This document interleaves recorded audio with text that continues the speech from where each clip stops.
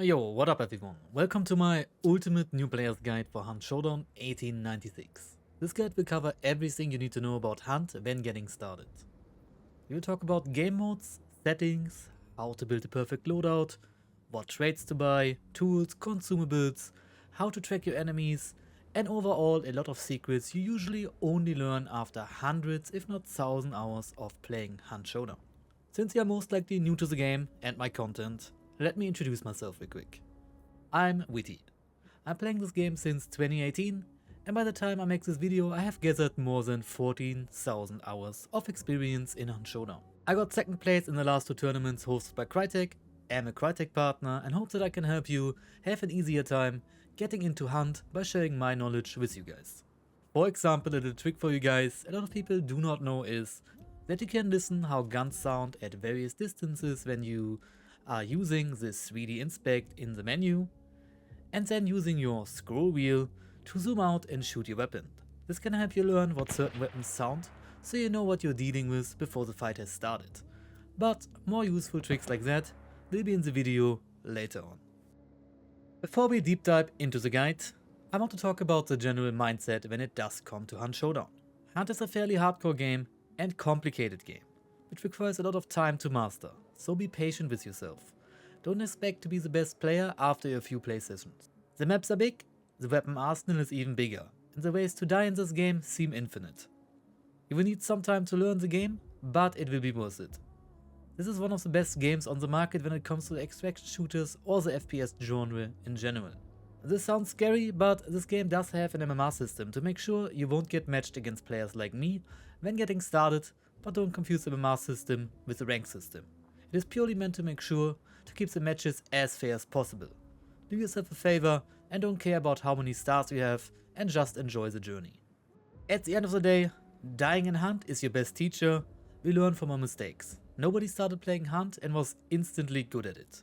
I also assume that you have done the tutorial already. If not, I highly recommend trying it. It actually does help a lot. First, let's do a quick menu overview. At the top you have 6 tabs. Outside of events, the Battle Pass tab is missing. Under Home tab, you can find recent news for Hunt. Under the Play section in the Home tab, you can find next to Bounty Hunt also Soul Survivor, which is a solo game mode, the Shooting Range, which is a practice range, and the tutorial. After that you find the last mission section, in which you can check the statistics for your last match, what teams you interacted with, and overall a detailed overview how your last match went. The last one is Progression tab, in which you can track multiple progressions within the game. The most interesting one is the Hunter progression, since it allows you to unlock cool free Hunter skins when leveling certain Hunters to level 50. In the actual play tab, you can queue up for the main game modes and invite your friends. I will talk about that more in detail in a second. In the Hunters tab, you can see all your currently recruited Hunters and recruit new ones. In the Loadouts tab, you can edit and save loadout presets or equip them on your Hunter. You can also get them by pressing X on your keyboard in the Hunters tab. In the Battle Pass tab, you can see your current Battle Pass progression and extra event information. Like I said earlier, this tab is only active when there is a Battle Pass, aka an event, currently running. The last tab is the store, in which you can buy skins for your weapons, tools, consumables and legendary hunter skins. Also, it is worth mentioning that the wheel at the top right brings you to your settings, and if you click the numbers on the top left, the far left one is your prestige progression and your prestige unlocks, and the numbers next to it is your bloodline progression, which you can check unlocks for consumables, traits and tools, while leveling to bloodline level 100. Bloodline level is your current account level. Okay, let's talk about the main menu, aka the play tab, in which you can select game modes. Hunt Showdown currently has 3 game modes. We have Bounty Hunt, Bounty Clash and Soul Survivor. When you are in the play tab, you can select your game mode by pressing the arrow keys on the top left where you can see the contract. This is also where you invite your friends, queue up randoms and select team sizes. This is basically your lobby screen. The arrows on the contract swap between game modes, play against swaps between the duos and trios queue, and the last one selects your team size. If you want to play solo, you have to select solo. If you want to play in teams of 2 or 3, you select that. If you select trio or duos while not having anyone invited to your party and press find teammates, you will join the randoms queue. You invite teammates by pressing the little plus symbols. I also want to mention that if you play with friends from different regions, you want to go into your settings under game and make sure you all have the same region selected. Otherwise the invite will fail, which is not that obvious at first. Let's talk about game modes a little bit more in detail. Bounty Hunt is the game's main game mode. You spawn to a match with up to 12 players, including yourself and your teammates. Bounty Hunt can be played against teams of 3 or teams of 2.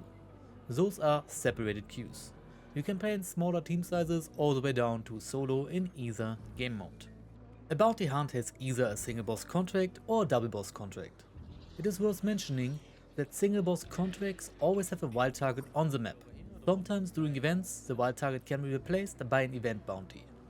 You grab 3 clues, find the boss, kill and banish the boss target, and try to bring the bounty tokens, which a boss does drop, to an extraction point. Everyone on the server gets the banishment location revealed to them once you have started the banishment, and the banishment does take 3 minutes before you can pick up the bounty tokens. The players who pick up bounty tokens get 5 seconds of Darkside, which is a budget wall hack. Not accurate, but accurate enough to show you your enemy's location. It works up to 150 meters. Use your scan wisely, since Darkside is a resource that is hard to replenish. I will talk about Darkside more in detail later. Bounty Clash is the Fight Club mode of Hunt Showdown. You bring your recruited hunter, everyone spawns in one compound, the boss is waiting to be banished, it is dead already. The banishment is sped up and it only drops 1 token. The fighting area is limited by a circle to prevent players from running away. This means kill or be killed. Up to 5 teams can join Bounty Clash in any team size. The maximum player limit is 12 but can be lower. Solo, duos and trios are all in the same queue. This game mode is great to learn PvP, testing weapons or unlocking weapon variants. It is also a great game mode when you do not have a lot of time on your hands and just want to jump straight into the action. The third game mode is Soul Survivor. Soul Survivor, unlike other game modes, is a solo only game mode, at least currently. I hope that does change in the future, but for now it is only for solos. It works a little bit like a battle royale and is time based. You spawn in with basically nothing and find your loot on the way. The first person to investigate 4 rifts, which are basically just like clues, becomes the Wellspring carrier. Every rift you investigate rewards you with 1 random trait. The last player who holds the Wellspring, when the timer hits 0, keeps the hunter. This can be done by being the last player standing or holding the Wellspring when the timer does run out. Traits, the Loadout and the hunter get added to your roster. The Wellspring location is revealed to everyone on the map. The Wellspring carrier can be seen by everyone in Darkside, and the Wellspring carrier is locked in a location by a circle, just like in Bounty Clash. You can select between 3 starting loadouts when it comes to Soul Survivor. Medium range, which usually spawns you with a pistol, close range, which usually spawns you with a medium-sized shotgun, and a melee loadout, which, like the name says, spawns you with a melee weapon. On top of that, you always spawn with a medkit and a complementary tool. This game mode is the one I do recommend, especially for new players. For their first few matches. You invest nothing into your hunter, so you don't lose anything. It is great to learn the general control scheme, you do learn the maps, and due to only fighting other solos, it is also a great way to learn PvP basics without being too overwhelmed by fighting entire teams with their hand-picked loadouts. Soul Survivor is currently slightly hidden in the menu. I showed it to you earlier, and I will show it to you right now again. I hope eventually it will be moved into the main game mode selection, but for now you find it right here, under the Home tab, under the Play subsection, and then you select Soul Survivor. Also, it is worth mentioning, there is the shooting range in which you can test weapons and also join with your friends. If you want to invite your friends to the shooting range, you have to first join the shooting range and then invite your friends. You can bring your custom loadouts into the shooting range, but also find a variety of weapons and traits inside the range. You can also activate a PvP mode in case you and your friends want to fight each other for funsies or settling who is the best hunter on the squad. Next thing we talk about is how to recruit a hunter and building a loadout. Once you are past the training mode, which is Bloodline level 12, all hunters will die permanently. That means you have to recruit new ones. I know that sounds scary, but you will get used to it with time, and don't worry, you still have your bloodline ranks you can work towards and unlock weapons, tools and consumables, but your hunter can die permanently. You can select free hunters which come with a free loadout, or hire hunters for 100 hunt dollars, which come with 10 trade points but no loadout. This is also where your hunter skins you have bought for blood bonds or DLC hunter skins are. You can always rebuy legendary hunters for hunt dollars once you have unlocked the skin. Also, it is worth mentioning that free hunter loadouts can be unequipped if you want to get your hands on some free stuff like a first aid kit for example. If you aren't low on hunt dollars, I would recommend recruiting a custom hunter, since the free trade points are very convenient to have. Also, I want to mention real quick that you can select a bar setup which automatically gets added to your hunter that you recruit. A hunter has 150 health points, which can be separated in 3 big bars or all the way down to 5 bars. Every time you get downed you lose 1 health chunk, which is hard to restore. I usually recommend running a 5 bar setup when running in teams, since you have more chances to get revived, but you do what feels best to you. First of all, all headshots in Hunt Showdown are lethal. The only exceptions are shotguns unless combined with specific ammo types, and that is why every weapon in this game is viable and can lead you to victory if used correctly. We have compact ammo, which is a lower damage ammo type that is usually combined with high fire rates. That allows you to double tap your opponents in close to medium range and comes with great reserve ammo pools, but has a fast damage drop off that makes it hard to land a kill at longer ranges unless you do hit a headshot. Medium ammo, which is the hybrid ammo in the game, which packs a punch but not too much and has okay fire rates. It is not the strongest and more of a middle child of the ammo family, but this ammo type often shines when combined with special ammo. Last but definitely not least, we do have long ammo, which is the hardest hitting ammo type in the game, which usually is combined with high bullet velocities and packing a big punch, and the least amount of damage drop off over distance. Long ammo weapons usually have significantly slower fire rates to compensate for their hard hitting bullets.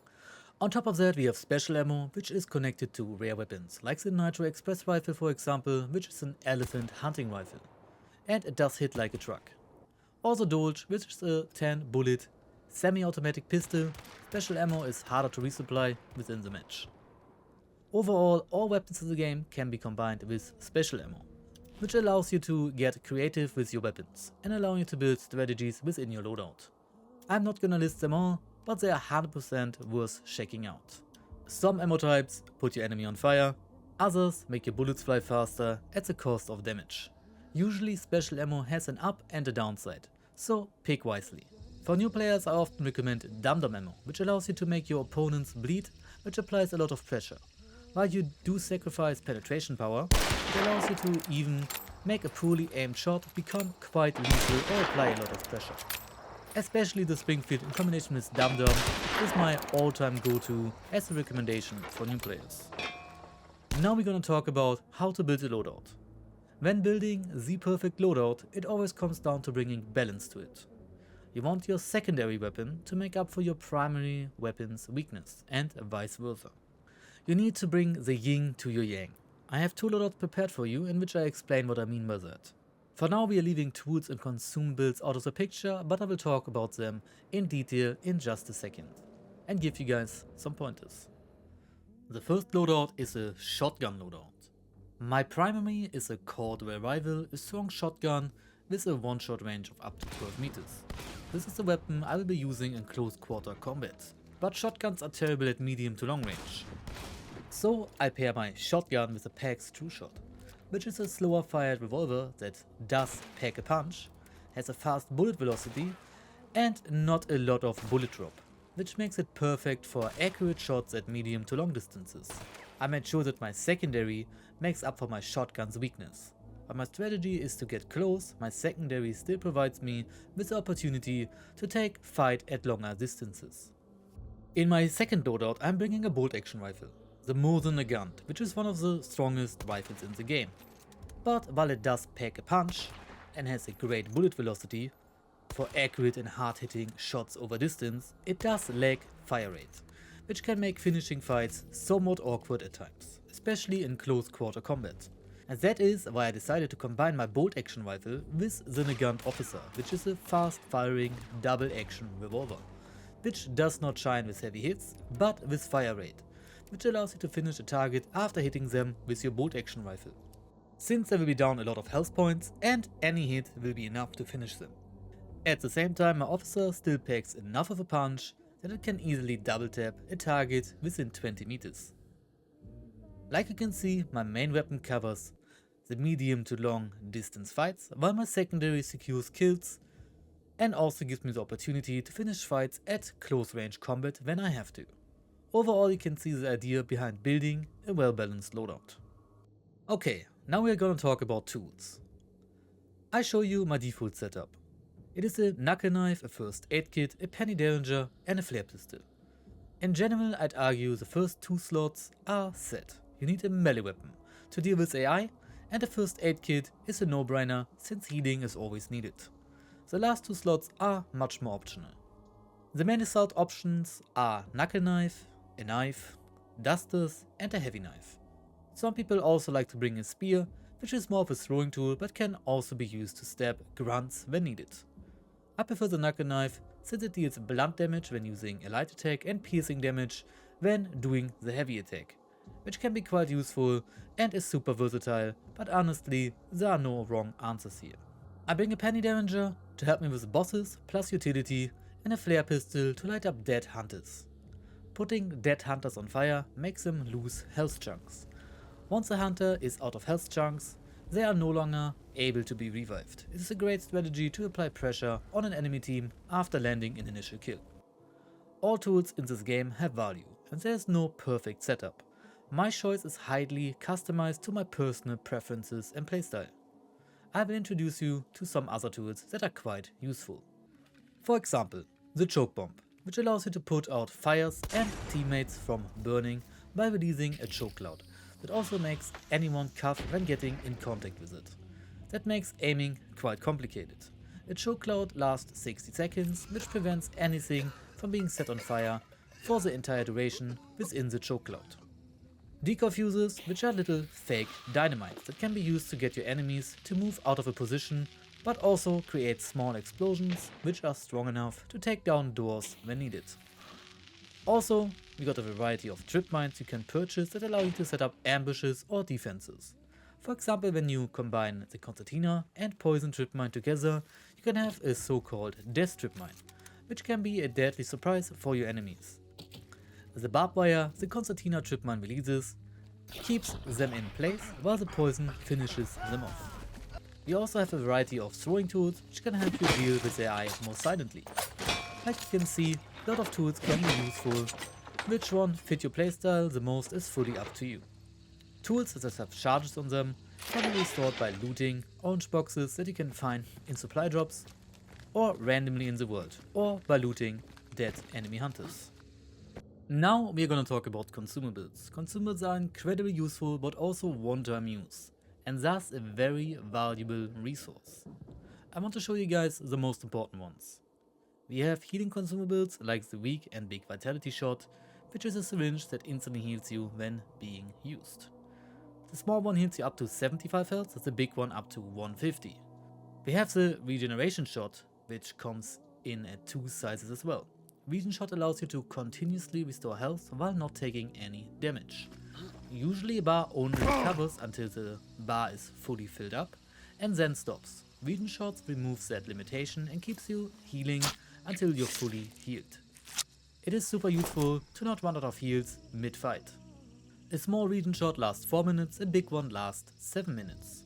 Then we have the recovery shot, which is quite interesting for PvP hungry players. This shot does not directly heal you, but restores 1 health chunk after it was lost to dying or fire damage, which can be quite valuable in the middle of a fight, since normally those bars are gone permanently until the fight is over and you have done a banishment. We have explosive consumables, which are quite self-explaining. They are more lethal the bigger they are, and some explosives like the frag grenade even deal some bleeding damage. You throw it and it blows up. It is worth mentioning that when cooking a dynamite, Your aim helper tells you not only your throwing trajectory, but it also swaps from white to red to notify when you potentially damage yourself.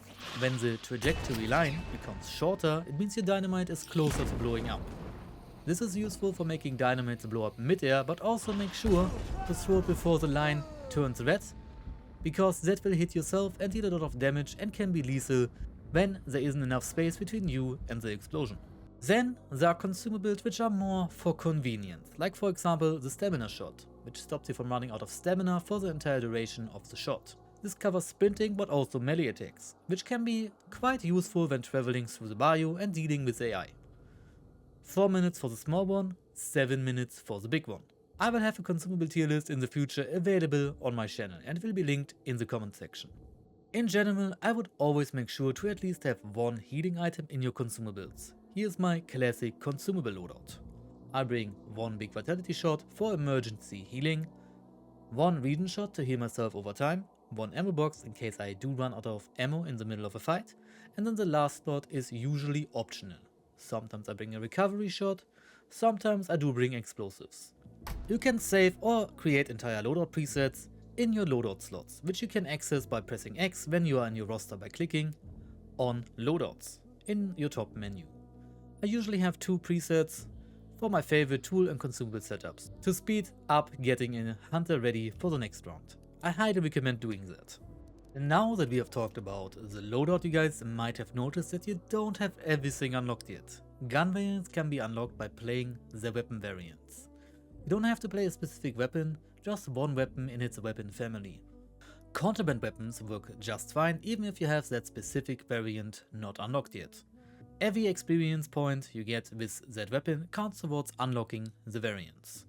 As a small tip, playing melee variants can be quite useful to passively farm AI when traveling through the map, like an officer brawler to unlock the officer carbine for example. Every grunt is one step closer to the next unlock. Tools and consumables are unlocked by leveling your bloodline. Every time you successfully extract, half the experience points you have gotten go straight to your bloodline, the other half to your hunter. When dying in the mission, you still get all the XP added to your bloodline that you would have gotten until that point. Just the half that would have been added to your hunter is lost. Also, it is worth mentioning that you can find gun oil and blueprints on workbenches inside of compounds. They are not a 100% spawn chance, but worth checking. Gun oil instantly unlocks the next weapon variant for your specific weapon that you are carrying, while blueprints unlock one random item. That can be a weapon variant, but also a tool or consumable that is fully random. It can be quite nice to find them, especially at the beginning of a prestige. While we are taking a look through the menu, let's talk about settings. Settings can be accessed at the top right corner by clicking on the cogwheel. I will talk about the most important settings that you might have questions about. First, we take a look at the game category. First one is your region selection. This is very important, especially when playing with other players from different areas of the world. Everyone in your party has to select the same region, if not the invite will fail. I mentioned that earlier, but I just wanted to point that out again. Next important feature are the basic settings. There is no right or wrong here when it comes to these settings. It all comes down to personal preference. Crosshair position lets you select between a centered crosshair and a lowered crosshair. I'm using a lowered crosshair since for the last 7 years centered crosshair was not an option, and I'm used to it being off-center. But there's nothing wrong with playing centered. Play what feels best to you. Next important setting is the FOV slider. The lower you go, the more zoomed you are, and you can see better what you're aiming at, while sacrificing some peripheral vision. And the higher you go, the more peripheral vision you gain, at the sacrifice of being more zoomed out. Lower and shoulder aim field of view can be zoomed in or normal. At the bottom you also find the communication tab in which you can select your audio in and output, and select in-game VoIP options. Graphics and audio settings will be covered in detail in a different video, but I want to say it is usually the smartest option when it comes to audio to disable all third-party software and play Hunt Showdown in stereo sound with headphones on for the best gaming experience, while Cryspatial is enabled. When it comes to controls and keybinds, there are some settings which I highly recommend. First of all, the control scheme. A lot of people ask which one is the best, and the answer is they are the same. While Hunter mode is played by most veteran players due to the fact that we did not have a gunslinger available for many years, and by the time we got it we were used to the more complicated Hunter scheme, which requires you to press an extra button to aim down sights, but that is the only reason why we play it. I recommend new players to play Gunslinger since it feels more like other FPS games. You can play whatever feels good to you, but there is no advantage with either. Now we're getting into keybinds. And here we are gonna do some important changes. First of all, I highly recommend separating the jump and vaulting key, because if you don't, you will occasionally jump when you want to vault and vault when you want to jump. And especially the later one can cause you to jump down a railing without wanting to do so, and you won't be the first one but also not the last player who died by vaulting when they didn't mean to. The next keybind I highly recommend rebinding is the ping marker. By default it is on the mouse wheel, which can be quite awkward to press while aiming and shooting at the same time. I have it bound on one of my side mouse buttons, but anything that feels good to you works. Just make sure you can press it while shooting, since it will make it much easier to communicate with your teammates in the middle of a fight. You can shoot and reveal the enemy's location at the same time. The last keybind change, which is fully optional but I highly recommend, is binding your consumables to designated keybinds, especially your heals. This is mostly for PC users, since console players have a wheel that makes it easier to select items. You don't want to die in the middle of a fight because you panicked while using your scroll wheel and pulling out the dynamite instead of your vitality shot. By default they are slot 7 to 0, which are not easy to reach on your keyboard. Overall I highly recommend against using the scroll wheel to go through your inventory, because you're more likely to misinput a certain item slot. For example, my first two consumable slots are bound to my mouse wheel up and my mouse wheel down, which allows me to swap to my vitality shot with my eyes closed when I have to. Next thing I want to talk about is sensitivities, especially about default, shoulder aim and ADS sensitivity. By default your aim down sight is significantly slower than your default in-game sense. Like you can see here. You shoot your gun and for a brief moment until the shooting animation is done, you're locked into your ADS sense, which can feel quite awkward to move around or dodging bullets after shooting. I highly recommend bringing all those fairly close together like I did, because it makes aiming and moving between shots significantly smoother. Otherwise moving after shooting can feel quite awkward at times. Okay, now that we got keybinds and how to build a loadout out of the way, let's talk about traits. Traits are an important feature in the game that allow you to upgrade your hunter. Traits are abilities directly linked to your hunter. Every time your hunter gains a level, they also gain trait points, which can be spent on making your hunter even better. When you recruit a hunter, you get 10 trait points to spend by default. Once your hunter reaches level 50, he will no longer gain trait points by leveling because your hunter is maxed out, but you can still find trait points in-game. Some traits are marked as scarce traits, which can only be obtained by being found in-game. Scarce traits are permanent, while burn traits disappear when you use them. Most burn traits are also scarce traits, but are still being consumed when used. The only purchasable burn trait currently is Necromancer, which is a range revive. All traits have their own purpose. Some traits like Doctor increase your healing when using a medkit, others enhance your ability when using specific weapons.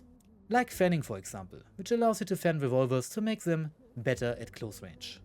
You can also favorite traits in the menu by pressing the little star, which makes them easier to find when recruiting a fresh hunter. Traits also unlock by leveling your bloodline. When it comes to weapon specific traits, you can see what weapon work with it by typing the trait name in the search bar while equipping your loadout. My personal recommendation is to run Resilience when playing in teams, since it allows you to get revived with fully healed bars, which saves you from being an easy redown, but also saves you healing resources. There are also some traits that have solo modifiers like Necromancer. The solo modifier allows you to revive yourself once, but like I said already, it only works when playing solo, not in teams. Here are my personal favorite traits. The Doctor, like I said earlier, this trait is pretty simple. It doubles the amount of healing you do with one first aid kit charge, which can make a huge difference and makes your first aid kit even more effective than a small vitality shot. Pack Mule allows you to loot 2 tools or consumables from looting instead of 1. Great to refill heals or get some clutch dynamites when needed. Resilience. I mentioned that perk earlier as well, but you really have to buy it. This perk allows you to get revived with full HP instead of 1 HP of your remaining health bars. And not only saves you from dying, but does save you resources too, since you don't have to heal after being revived. Quartermaster. Quartermaster allows you to bring 1 medium and 1 large slot weapon in one loadout, which makes it much easier to build a perfectly balanced loadout. For example, bring a small shotgun with your rifle or vice versa. Witness. This trait not only shows you dead enemy hunters, but also allows you to heal on dead AI and hunter corpses, which can be quite useful in tricky situations. Surefoot. This trait allows you to use consumables and tools while running. This allows you to sprint while healing or enable you for some crazy aggressive dynamite plays that your enemy won't see coming. Dauntless.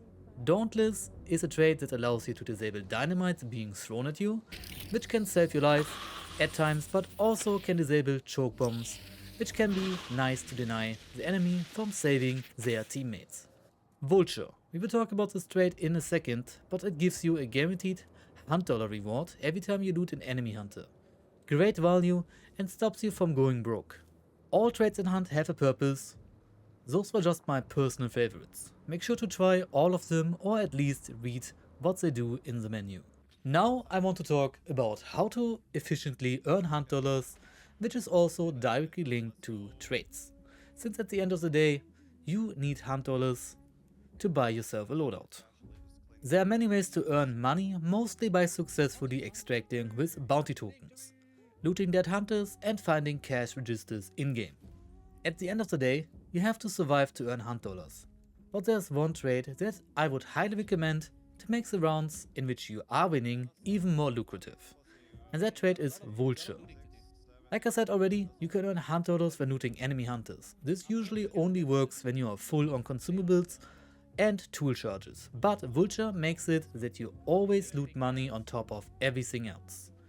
Every time you loot a hunter, you can get a random amount of 50 up to 1000 Hunt dollars. 1000 being the least likely, while 50 the most likely.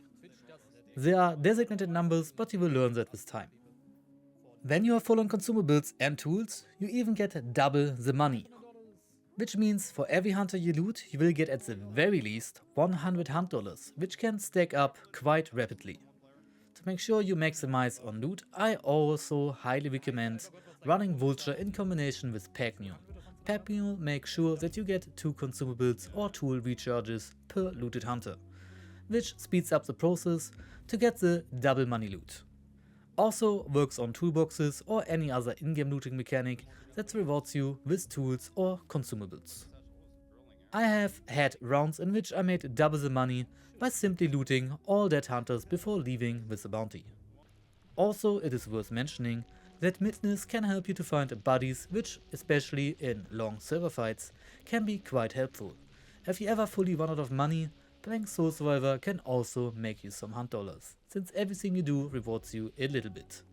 Also, every clue you grab while being in a bounty hunt match rewards you with 50 Hunt dollars, so make sure to grab those when you can. Okay, let's talk about bounty hunt, bosses and dark side. I have a designated boss guide which will be linked in the comment section in the pinned comment, which covers all bosses and how to deal with them effectively. Bosses are the main objective in the game. You find them by looking for clues. Once you have found 3 clues, the boss location will be revealed to you. You can find it before that, but clues simply make sure that you will find them eventually. Once you kill the boss, the banishment takes 3 minutes. Once the boss has been banished, it drops 2 bounty tokens, which provide each bounty carrier with 5 seconds of dark side boost, which you can use while going dark side and then using your right click mouse button while being in dark side. It gives you somewhat of a wall hack to give the bounty carrier an advantage and spot people before they get ambushed. Dark side boost works within 150 meter radius. You get a second of dark side back when looting a dead hunter or a clue in case you do go for a double bounty. Dark side boost is not 100% accurate. While it shows you your enemies in orange shadows, the shadows also move ever so slightly. So you can see your enemies, but you cannot accurately wallbang. On top of that, bounty carriers have an instinct mechanic when going dark side. That means whenever anyone is within a 75-meter radius, the dark side border that usually is black glows up in orange. This feature works all the time, doesn't expire, and can be very useful when traveling through the map, so you don't waste your dark side skin. Also, every time anyone acquires dark side, there will be an orange burn mark left on the map. Sometimes it can be helpful to keep track of your enemy's resources and if they have killed or looted hunters on the way.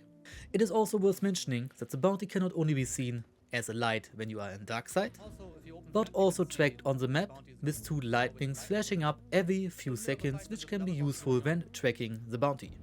Now let's talk about some useful tips I have for you when it comes to bounty hunting. First of all, I want to talk about spawn fights and spawn points. Each map has certain compounds that are more likely to have spawn fights happening. Here I will show you the 4 maps and spawn point locations. This time you will know where to look, but this gives you a rough idea where to look at so you don't get too surprised when a spawn fight does happen. Also, every map has 3 compounds which are a double clue location, which means you might be able to get 2 clues in the same compound if the cutout does allow it. This can be highly beneficial to find where the boss is located before anybody else does. Those areas are often also high traffic areas, which means people are going for them to get their double clues, so expect some PvP happening. I will show them to you real quick. Stillwater Bayou has Blanchard Graves, Port Rica and the Healing Water Church. Lawson Delta has Fort Karmic, Nichols Prison and Lawson Station. DeSalle has Testimonial Church, the Pelican Prison and Weeping Stone Mill. Especially on those 3 maps, it is incredibly common to run into other players since the double clue compounds are positioned in a way that makes them very convenient to go for as your second clue location. On Mammoth's Gulch, the double clue compounds are located on the outside. Preston Oil, Miners Folly and the Gasworks.